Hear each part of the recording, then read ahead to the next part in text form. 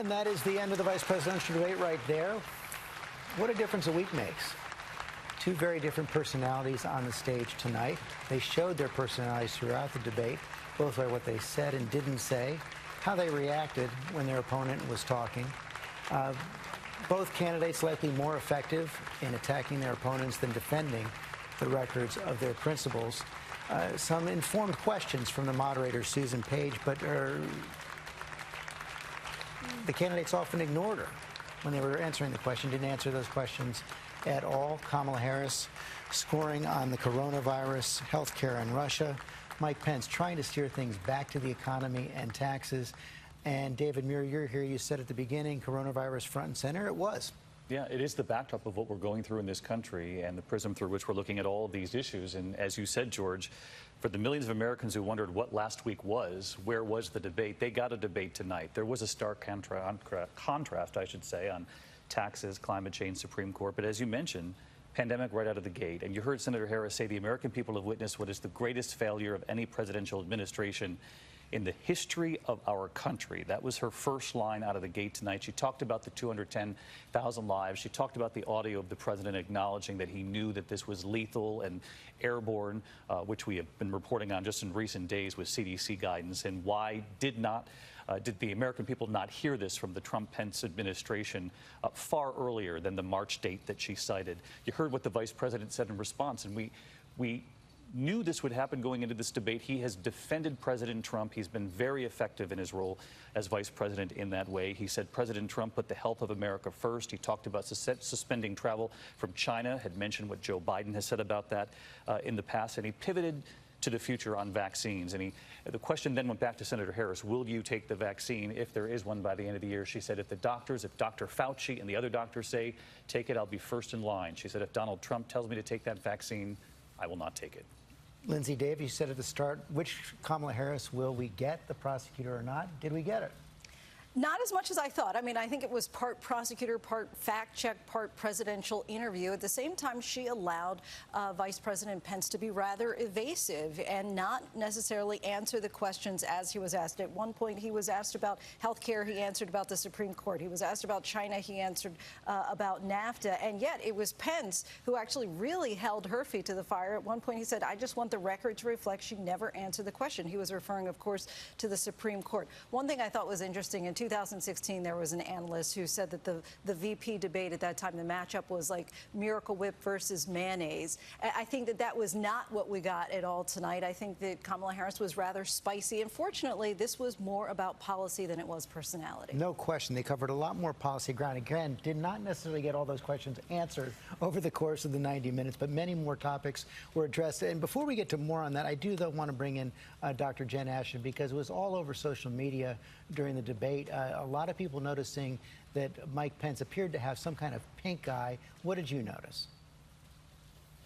Well, George, you're not going to be surprised to hear me say this, but of course, no one can make any diagnosis over TV. But what do we know about ocular or eye manifestations in COVID? It has been reported, even though it's limited in the medical literature, that anywhere from 11 to 30% of COVID positive patients can have pink eye. It can be an early sign, but George, he also could have just had some makeup in his eye. Right. So we've put the questions to the Vice President's office. We'll see what they say about that. Meantime, I know Mary Bruce and Rachel Scott are in the hall. Mary, what are you hearing from the Kamala Harris camp? Well, the Kamala Harris team, the Biden campaign, feels that she had a strong debate performance here. There's no surprise in that. They say that what was clear tonight, one aide telling me, they feel that Pence failed to make an argument for a second term. They say that he brought nothing new, saying it was just smoother and incomplete sentences, saying that folks at home aren't buying it. And George, I have to say what simply was most striking, having been in the room last week and here tonight, was just how normal this felt. It felt like a normal traditional debate, despite the very unusual circumstances here, seeing the two of them separated by that plexiglass, all of us here in our masks. The level of civility, there was a low bar for it after last week's debate, but it just was astounding straight off the bat. And also what felt very normal about this was how so often they simply didn't answer the questions. Both of them often dodging, refusing to answer simple yes or no questions at points, often referring back to their talking points, and how much of this debate did become about a fact check. That is something that Kamala Harris was trying to avoid, not spending so much time debating what really is true and is not with Mike Pence. He was able to successfully drag her into some of those conversations. And of course, those notable dodges from both sides. Kamala Harris still not giving a clear answer on the question of packing the courts. Mike Pence still not giving a clear answer on the question of health care and their plan to continue to protect pre-existing conditions. Right. Will that plan be coming? Rachel Scott from the Pence camp? The Pence campaign is very happy with how the vice president did tonight. And I think one issue that they are critically focused on is obviously the economy. This is a sticking point for a lot of the president's supporters out there. And our latest ABC News Washington Post poll reflected that 52% of Americans approve of the president's handling of the economy. We saw the vice president turn back to the issue of the economy multiple times when he was dodging key questions about the pandemic and on other issues as well. That is a big issue for the president's supporters, one that they want voters to keep in mind as they head to the polls. They want voters to remember that they think that President Trump and Vice President Mike Pence, they are the ones that can recover this economy, that can bring it back. But of course, George, there are 26 million Americans that still are unemployment on unemployment tonight, and that's going to be such a critical issue ahead of the election. Rachel Scott, thanks very much. Let me bring in Rahm Emanuel. Did anybody win? Did this make any difference? No hits, no runs, no errors. So therefore, it's a loss for Trump. They needed to change the dynamics of this race, and if they didn't do that, they didn't make any gains here. I would just say that in this case, right now, the Trump-Pence ticket has a 31% deficit with women voters. There is nothing that showed tonight that they not only narrowed that gap, if anything, I would say widen it. When you're the vice president and you're attacking not only your opponent, happens to be a woman, you can do that, but also the journalist who's asking the questions. I don't think that helped them with the women vote in general. So I would say that while this will not change the trajectory of the race, that, therefore, is a loss for Donald Trump, who's somewhere in the double digits losing right now. And specifically among women, that was not I mean, Mike Pence, I know him. He used to be across the hall from me when we were in Congress. We walked together to the halls all the time. You have a reporter and a woman candidate, and both of them you're interrupting, both of them you're attacking.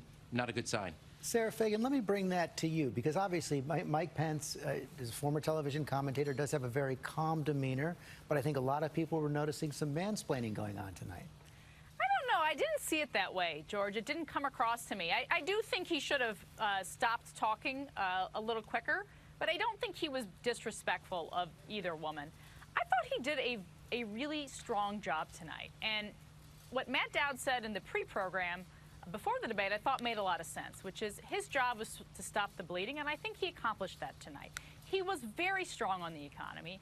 He really had Kamala Harris on the defense, specifically on the Green New Deal and the impact that would have on jobs and taxes. So I thought he did a great job. I think he did what he needed to do.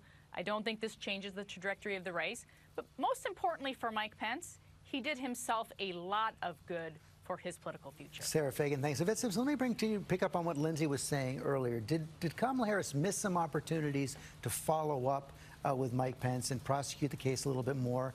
Or was it effective for her to then instead take those opportunities to turn directly to the camera, talk to the people at home? I think the second thing, I think she held her own. A couple of times she had to remind him that she was speaking.